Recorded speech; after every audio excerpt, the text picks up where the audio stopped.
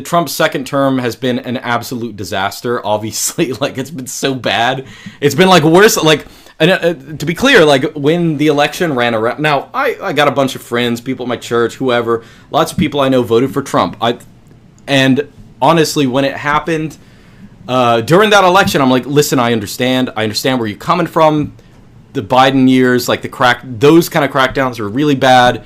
And it was great to see a repudiation of that kind of stuff. But for me, the issues that made it impossible for me to endorse or like or enjoy Trump is, I mean, it's twofold, and it both has to do with wars and church stuff, persecution of Orthodox Christians, which, well, coincidentally, that really is the center of it.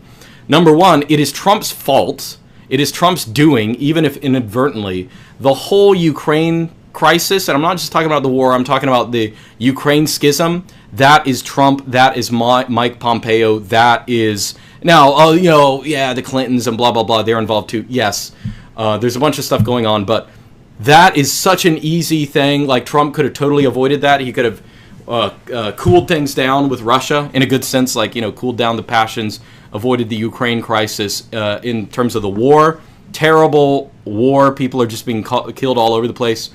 But also the schism, which is almost like, in a spiritual sense, it might. I just pray that will not be a permanent rift. That would be disastrous, and that would be that almost bigger than the war itself in the grand scheme of things. But so that's one of the issues. Issue number two is obviously Trump. Trump has always given some kind of endorsement to like Zionism in the same way most Republicans and Democrats. Let's be real, Democrats. They were both pro-Zionist. Republicans might be more vociferous about it, but like when Trump lost the first time, he went 100% like, I am doing whatever they tell me. I'm doing anything. They're gonna help me get back into the presidency, and I'm giving them everything they want in the Middle East. So Trump gets elected. Oh, suddenly, even before he takes office, you see this. All of a sudden, the Syrian army is laying down their arms. There probably was so much happening there that we don't even know. Syria falls, okay? Then you have this Gaza. Well, really, I guess the Gaza stuff started beforehand, but that's a big issue for them. And now, like, I actually didn't think it'd get as far as it did with the whole Iran stuff, but like, that it's not totally unforeseeable. So, listen, if you voted for Trump for some kind of, there are reasons to like identify with him in some general sense, just because, well, not with him, but like, I don't like the alternative, but it's like the classic Ben Garrison cartoon, Shouldn't you base your vote on the best domestic interests instead of some poop hole elsewhere? You act like the church in Eastern Europe has no agency on themselves and their stuff. Well, the whole thing is like we're actively intervening in the church in Europe. Like it's almost like a targeted assassination of the church. So yeah, I'd rather us not do that.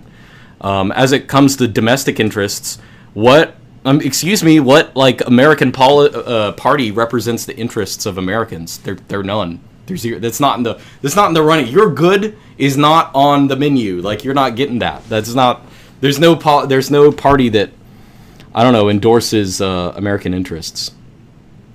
They say Trump is good on immigration, though. Yeah, I mean, yeah, he might be good on immigration, but I'm sorry, like I don't want to endorse, like, it's hard for me to endorse. Again, it's kind of what I said about like Protestants or other people like that, where it's like it's hard for me to endorse someone who's saying one or two things right or doing one or two things that are good and like doing things that are beyond egregious at the same time. I mean, like, because Trump doesn't have to do things as bad as what he's doing, internationally. And frankly, that is like that is the bone anyway. Like they're giving. I think like things were so dire for Israel, they're just kind of giving us whatever. Like, oh yeah, we'll arrest people who are overstaying visas and send them back. Well, they're not doing it with a significant number of people, obviously, but not enough to make any kind of a difference, in terms of immigration. But like, I'm sorry, it just doesn't make a big difference. Like, we're not serious. Like, I don't know. It's not a serious thing. It's all show. It's all I mean, yeah, like people will say Trump is actually enforcing, like visa overstays and stuff like that in the country more, because like traditionally they're just lazy about people who come to the country and overstay. But I don't know. It's such a.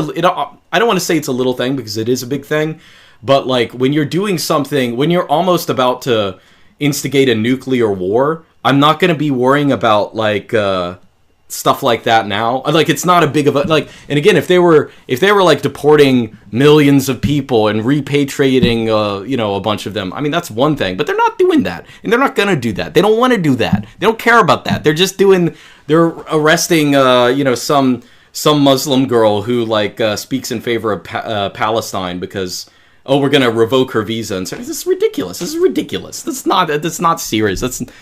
He's not doing anything,